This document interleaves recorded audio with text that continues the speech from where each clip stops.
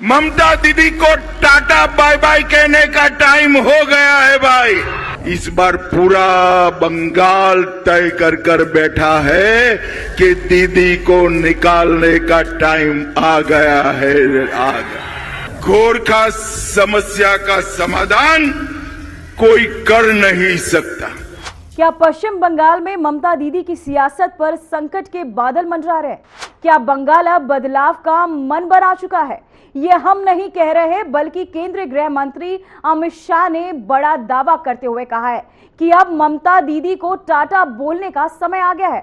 आखिर शाह ने ऐसा क्या कहा जिससे बंगाल की राजनीति में हलचल तेज हो गई है, और इसके पीछे की पूरी कहानी क्या है बताते हैं, लेकिन उससे पहले सुनिए अमित शाह का बड़ा बयान। मगर पूरे बंगाल में घूमता आज अंतिम दिन पहाड़ पर आया हूं।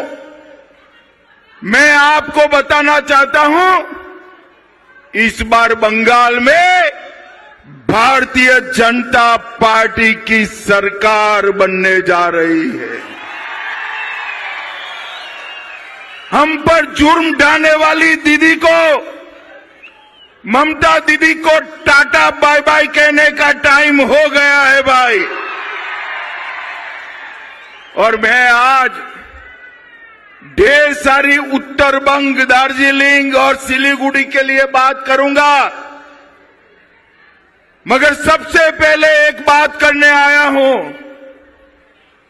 कि बंगाल की सरकार भाजपा की बनते ही 6 माह में हर गोरखा के मुंह पर संतोष वाली हंसी हो, ऐसा समाधान हम निकाल लेंगे।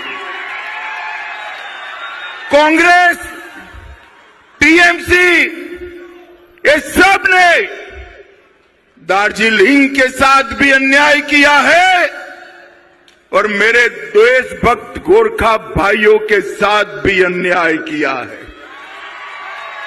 मैं 9 साल से यहां आता हूं। मैं आज आपको वादा कर जाता हूं, कमल फूल की सरकार बनते ही 6 माह के अंदर 10 को जूनी, 10 को पुरानी गोरखा समस्या का गोरखाओं के हिसाब से समाधान कर जाएंगे। और भाइयों बहनों, हम आपको भी समझते हैं और आपकी समस्या को भी समझते हैं, और इसलिए भाजपा के अलावे गोरखा समस्या का समाधान कोई कर नहीं सकता। भाइयों बहनों, चुनाव पूरे बंगाल को टीएमसी के जुर्म से मुक्त करने का चुनाव, और एक प्रकार से उत्तर बंग और दार्जिलिंग को बरसों से हो रहे अन्याय से मुक्ति पाने का चुनाव। आप एक बार भाजपा सरकार बना दीजिए उत्तर बंग वालों।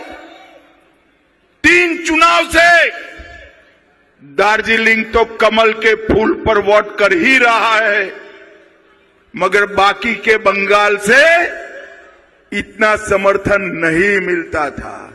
इस बार पूरा बंगाल तय कर बैठा है कि दीदी को निकालने का टाइम आ गया है।